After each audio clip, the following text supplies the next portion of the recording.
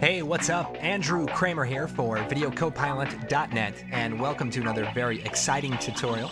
Today we're going to be taking a look at creating a cool explosion on this city building. So here's what we're going to be creating.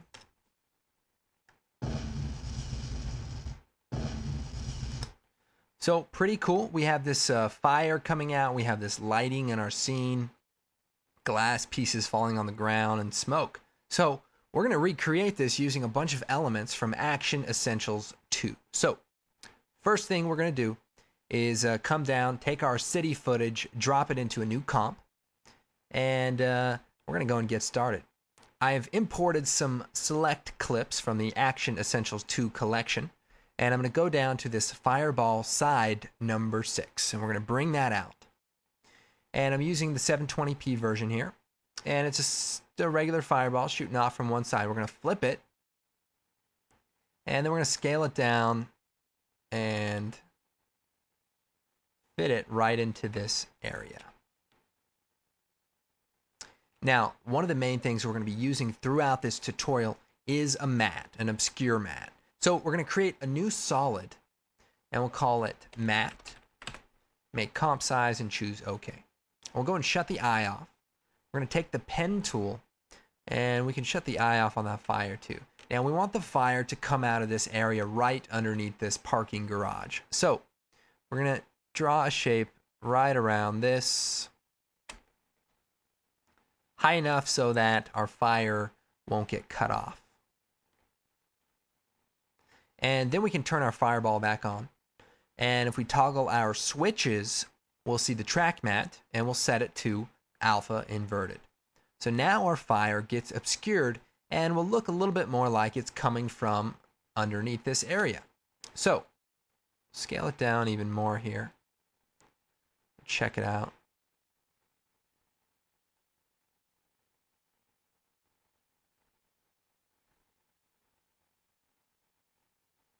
So this is the main idea. I've rotated it here and just moved it right into this area. Now, an explosion starts out quickly and then sort of slows down. So this is a fireball, and we want to go ahead and add that dynamic. So with the layer selected, I'm going to choose Layer, Time, Enable Time Remapping. And I'm going to set a keyframe right at the point where the fireball kind of is a complete circle or so. And then what I'm going to do is take our first keyframe and just move it over. So then we have all that animation happening in a very short amount of time, and then it slowly burns off. Maybe even scale this up just a bit, move it over. Now, the other thing I may want to add to our little obscure matte is there appears to be a little bit of a light post. So let's just add that in real quick.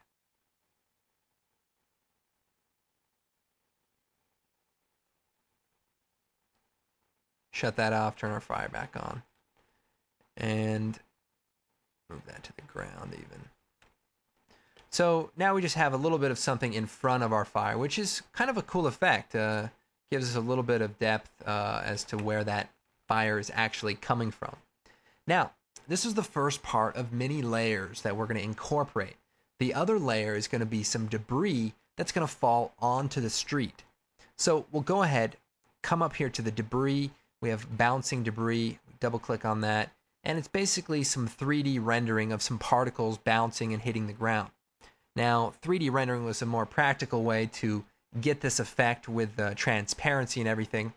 It's not necessarily to be meant as an effect on its own. Obviously, it just sort of falls. But when used with live action elements, it's incredible what it does. It creates depth by allowing your subject or your effects footage to actually look like it's on the surface of your footage. And sometimes, stock footage can look very fake because it doesn't really have a reference point as to being grounded. It just looks like clip art stuck on top of, your composite. So these are great elements for that specific reason. So we'll scale this down some.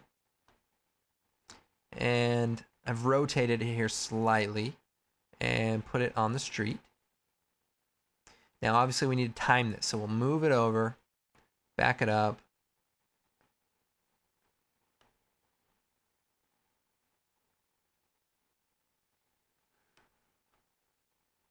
Now we also want to add a matte to this as well.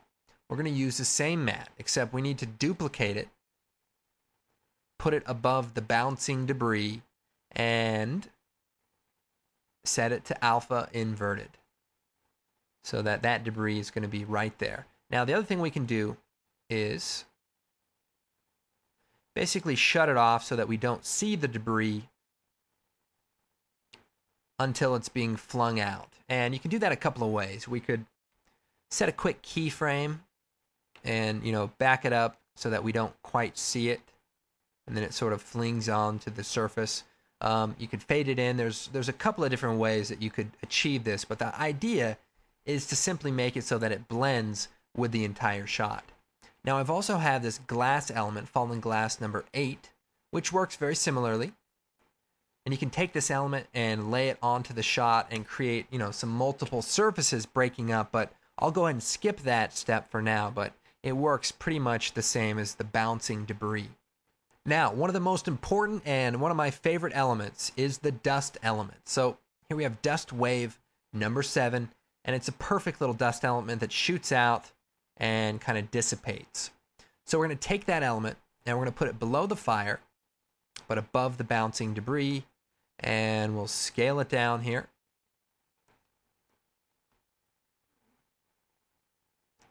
And I'll go ahead and solo it. We can take a look. So it sort of gets cut off at the end of the frame, just a little bit. And we need to feather that. So we'll take the rectangle tool here, and we'll just select the end of the clip, set it to subtract, and then feather it.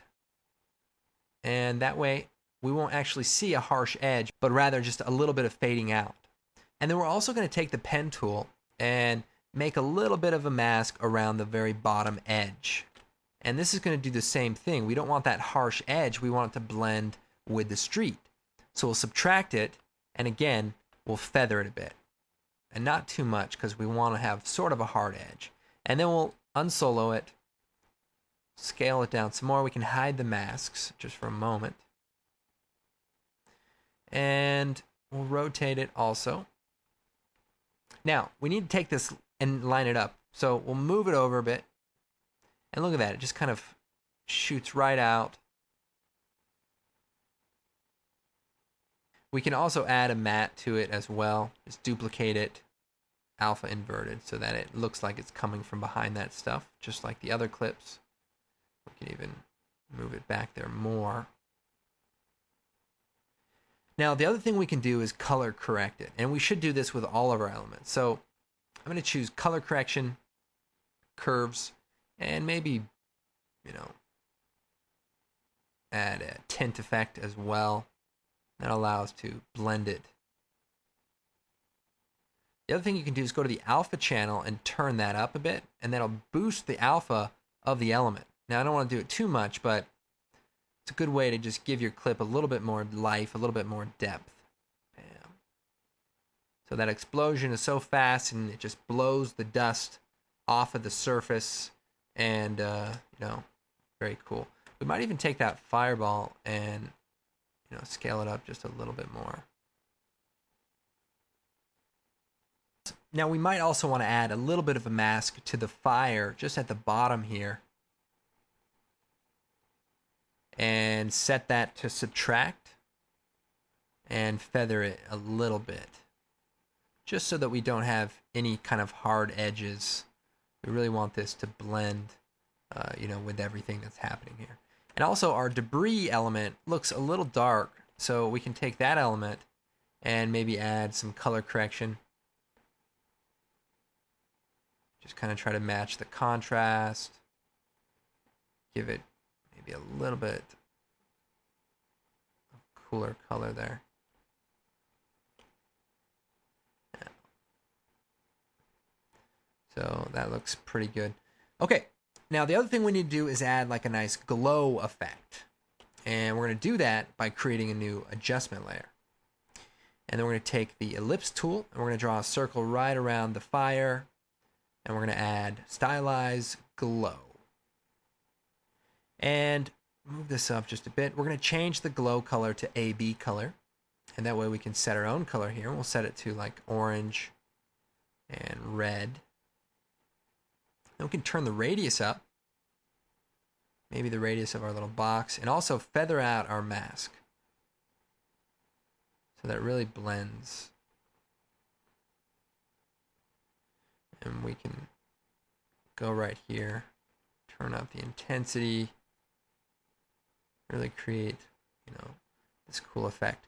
Now, the thing about this glow is we want to fade it in. So hit T, bring up the opacity, set the keyframe, move forward here, set it to 0, and it's going to fade in, and then it's going to fade out. We just want it to glow for that really bright, hot spot of the fireball, and then sort of fade out.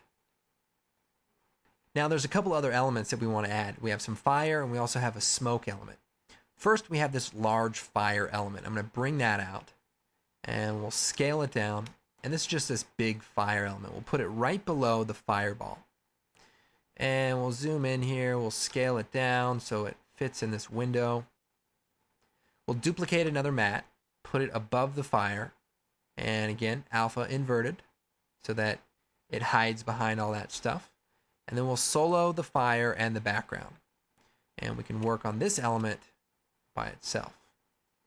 Now the thing about the fire is we need to fade it in, but we don't want to just add, an opacity fade in. Instead, we're going to add a curves alpha fade in. So we go to the alpha channel and set a keyframe, and we move forward or sooner, and we just bring the alpha curve down. And if you look at this, we're sort of darkening the element, but not fading it out. It's more gradual, and that's great for fire because fire, shouldn't just fade in. And then I'm going to trim the clip also. We'll unsolo it, and the idea here is to move the fire so that it comes on while it's covered up by the other big explosion, and that way we won't see what's happening. Now we also want to color correct the element, so we'll add a curves adjustment, and we'll go to the green channel. We can just turn that up, create some nice bright fire there. Now the thing about compositing is you want to have real life references. So you can look for images online or videos on YouTube and look for things that are really happening and use those as a reference for what you're trying to achieve. Is it daylight? Is it nighttime? How is it affecting the surrounding objects, reflections and light, and all that stuff is a great thing to consider when you're doing this type of compositing. So you want to really use a good reference point to get these elements to look more realistic. So this looks pretty good so far. The other element is this big smoke effect. Now, this is a pretty cool effect, but it's just a smoke effect. You might not have thought to use it in this way, but what we're going to do is use it as this big dark smoke plume that kind of goes up after the fireball. So we'll go down here, we'll take the smoke, and we'll let's put it down here above the bouncing debris. We'll duplicate a mat, Control D. We'll put that above the smoke, alpha invert it, and then we'll scale our element, and we'll move it over right behind the fire. Now we're also going to add some time remapping, so we'll enable that. And we're going to go to right about here where that smoke plume gets large enough. We'll rotate the layer here. About right there. We're going to set a keyframe for the time remap. And then we're going to take the first keyframe, move it over. And that's going to create a much quicker start to this smoke plume. And then we're going to move it over so that it lines up with our explosion. And the trick is to cover it up until it emerges at the end here. Now we want it to be black instead of white. So I'll select the clip. We'll choose Effect, Color Correction, Tint, and Effect, Color Correction, Curves. So the tint effect, let's go ahead and make it a dark color. And then we'll go to the alpha channel and we'll boost it so that our smoke is much more thick. And you can see that right there.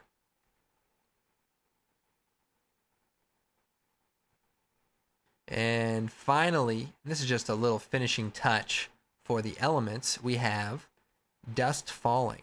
And this is a cool element of just little smoke elements falling down. And what I did was I just took it, brought it out here, scaled it down, And right off of this top ledge, I just had it falling down.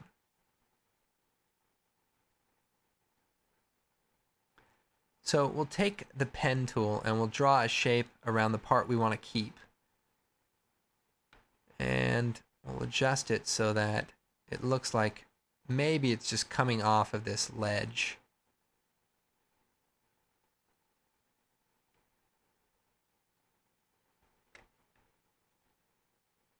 And what's cool about this is after this big fireball, you know, we have this light element sort of shake dust off as if this building, you know, is dusty and hasn't been shaken up in a while. So kind of a fun element. And you can get real creative and add several elements all over the place, maybe right inside where the explosion happened, and, you know, just have some fun with it. But that's the idea there. And the other major thing is this reactive lighting. So when we look at this scene, we have all this light going on, and we have this edge that highlights and this top area and these pillars getting lit up. And we want to be able to add that into our shot. So if we go to our scene, we're going to create a new orange solid. This is going to be our light. And we'll choose OK. And we'll shut it off. And we'll solo our city shot. And we'll zoom in. Make sure that you have that layer selected. Take the pen tool, and we need to start drawing lines around the surfaces that are going to be lit up by this explosion. So one of the first things that we see is this overhang ledge. So I'm going to take the pen tool and draw a shape around that ledge, and be sure to include the balcony here.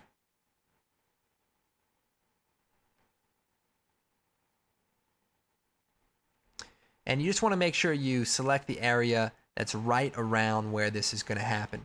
And we also want to grab these pillars, so we'll draw a selection around them.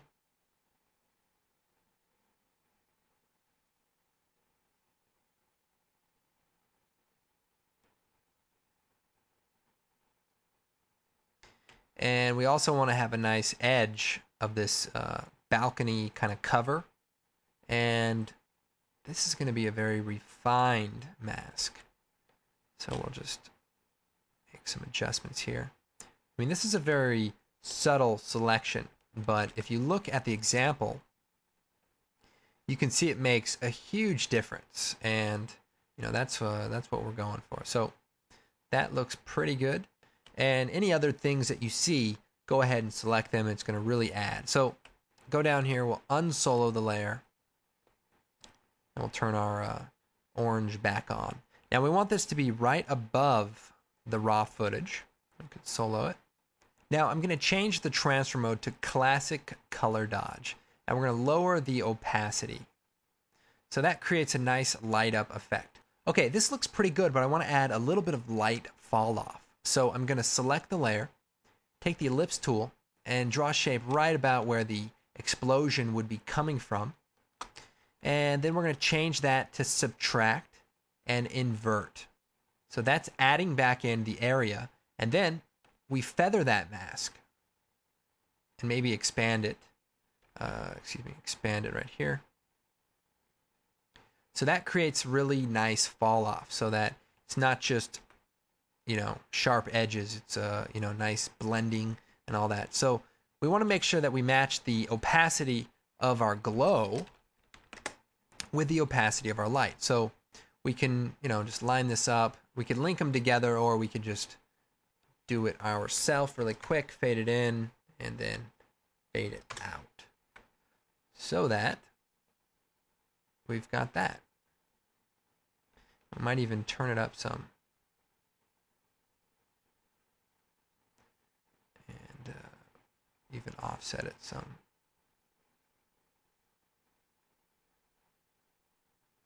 But you can see that really makes a big difference, especially that little edge around there. And we might even make it a little bit larger so that it stands out, you know, a little bit more.